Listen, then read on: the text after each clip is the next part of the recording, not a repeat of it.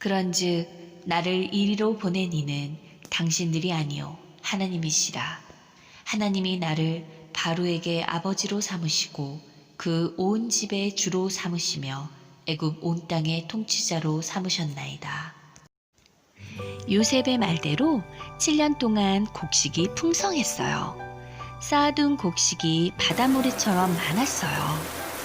요셉은 그동안 두 아들을 낳으며 지난 고난과 아버지와 형들을 잊고 잘 살고 있었어요. 드디어 7년의 기근이 시작됐어요. 주변 나라들에서 이집트로 식량을 얻으러 오기 시작했어요. 그런데 그중 요셉의 형들이 있었어요. 형들은 요셉을 알아보지 못했어요.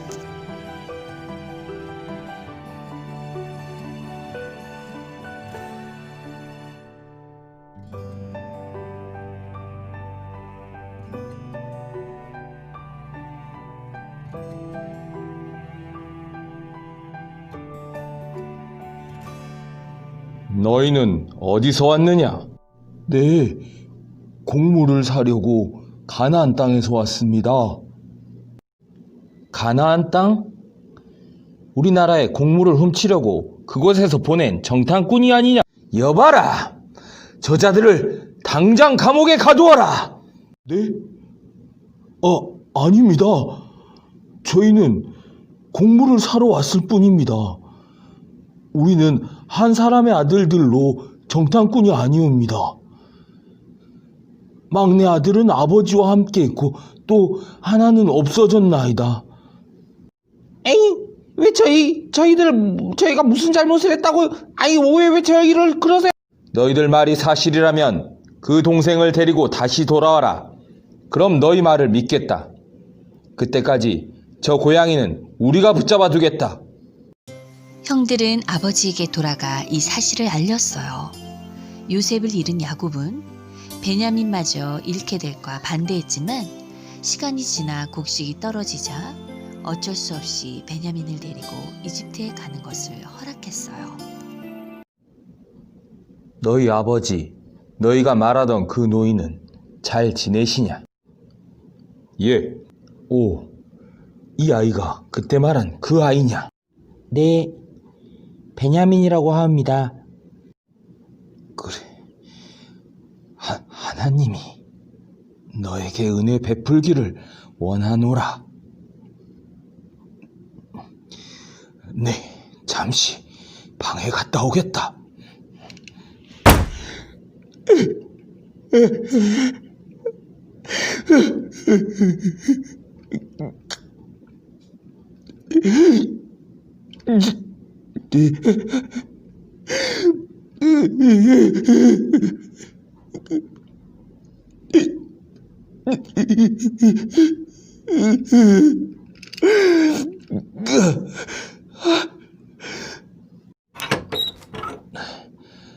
먼 길 오느라 고생했으니 우리 모두 같이 식사를 하자꾸나.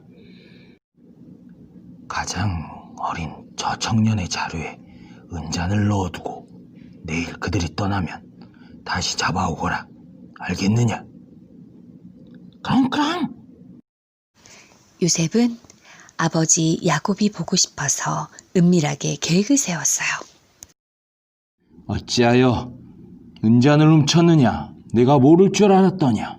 어떻게 해야 저희가 한 것이 아님을 증명하겠습니까? 이것을 어떻게 설명하겠습니까? 하나님께서 저희들의 죄악을 찾아내셨으니 우리와 이 잔이 발견된 자가 모두 다 노예가 되겠습니다. 아니다. 발견된 자만 노예로 삼을 것이다. 다른 자들은 돌아가거라. 총리님, 한 말씀만 아뢰겠습니다. 노하지 마옵소서. 우리에게 아버지가 있는데 노년에 얻은 아들이 저 아이옵니다.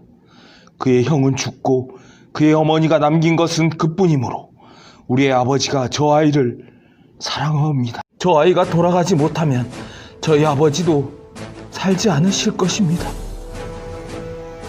죽은 형을 아직도 사랑했던 아버지가 저 아이까지 잃는다면 정말로 살 소망이 끊어질 것입니다. 아버지의 생명과 아이의 생명이 이어져 있사오니 차라리 저를 노예로 삼으시고 저 아이를 형제들과 함께 돌아가게 하옵소서. 이어봐라. 크랑크랑. 모두 물러갈 거라. 크랑. 형님들, 저 요셉입니다. You raise me up so I can stand on mountains. You raise me up to 야우. walk on storms. 이렇게 해야 아시겠습니까? 가까이 오소서. 당신들의 아우 요셉, 당신들의 애고의 반자입니다. 두려워하지 마옵소서. 하나님이 생명을 구원하시려고 나를 당신들보다 먼저 보내셨나이다. 나를 이리로 보내니는 당신들이 아니오 하나님이시라. 안녕하세요 여러분, 최승현 목사입니다. 오늘은 순종에 대해서 메시지를 전하겠습니다. 순종이란 내 생각으로는 이해가 되지 않지만 신뢰하는 하나님께서 하라고 하신 것이니 저요! 라고 하면서 즉시 행동하는 것입니다. 오늘 요셉은 형들에 의해서 팔려지고 노예가 되고 또 죄수가 되고 그렇게 힘든 시간들을 많이 보냈습니다. 그렇지만 결국 총리가 되었고 그렇게 이제 성공했으니까 형들이 살고 있는 곳을 찾아서 복수를 할 수도 있었습니다. 복수란 대갚아 주는 겁니다. 내가 받은 만큼, 내가 힘들었던 시간만큼 대갚아 주는 거예요. 그런데 하지만 요셉은 그렇게 하지 않았습니다. 자기 마음으로 형들을 용서하고 과거의 상처들을 잊고 살아가기로 결심했어요. 그런데 어느 날 눈앞에 형들이 나타났습니다.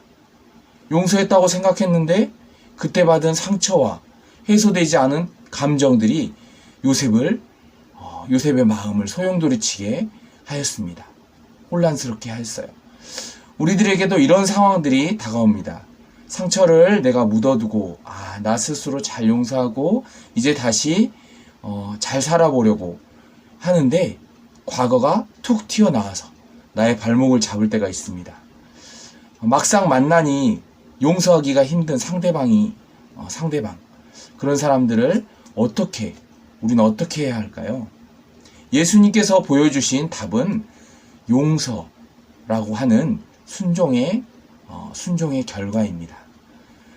예수님께서 곧 있으면 자신을 배반할 것을 알았던 제자들의 발을 씻겨주시며 이렇게 말씀하셨습니다. 내가 너희를 사랑한 것 같이 너희도 서로 사랑하여라.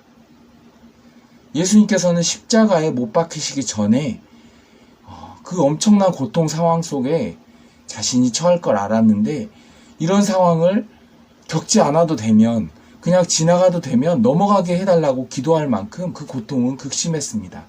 하지만 그 엄청난 고통에도 그 고통을 감수하고라도 나의 꼭 이 일을 해야 한다면 이 십자가를 져야 한다면 나의 원대로 마옵시고 내가 원하는 대로 하지 마시고 하나님의 뜻대로 하옵소서라고 기도했습니다. 이것이 바로 순종입니다. 이 순종으로 인해서 얻어진 결과가 우리의 구원입니다.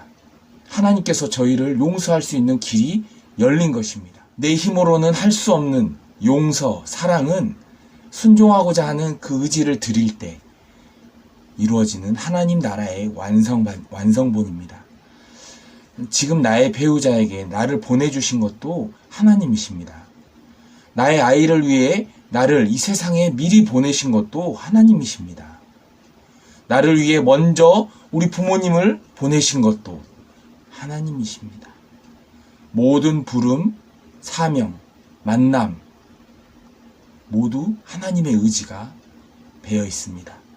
오늘 하루도 내 주변의 모든 것들을 보면서 나를 이 자리에 이곳에 보내신 하나님의 계획을 신뢰하며 순종하는 주의 자녀들, 주변을 용서하는 주의 자녀들 되길 바라며 요셉 이야기로 바라본 복 있는 사람 마치겠습니다. 하나님 아버지 감사합니다. 오늘 하루도 얼마나 감사한지 모르겠습니다. 성경학교를 은혜 중에 마치게 해주셔서 감사하고 요셉 이야기를 통해 복 있는 사람의 삶을 보게 해주셔서 감사합니다. 계속되는 코로나19 전파에 의해 크게 요동치지 않게 하시고 예수님을 배 안에 모시고 항해하는 평온한 배처럼 로마가 닦은 길이 모든 복음 전파의 통로가 되었듯이 코로나19로 인한 모든 환경들이 복음 전파의 통로가 되게 하여 주옵소서. 주님 오실 날을 기다립니다. 마라나타. 아멘.